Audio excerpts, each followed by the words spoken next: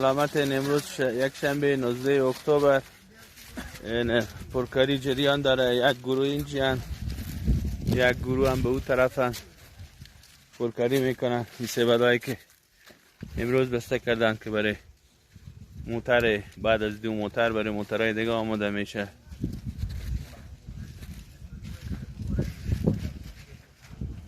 این جریان داره. این سبدا برای موترهای بعدیه.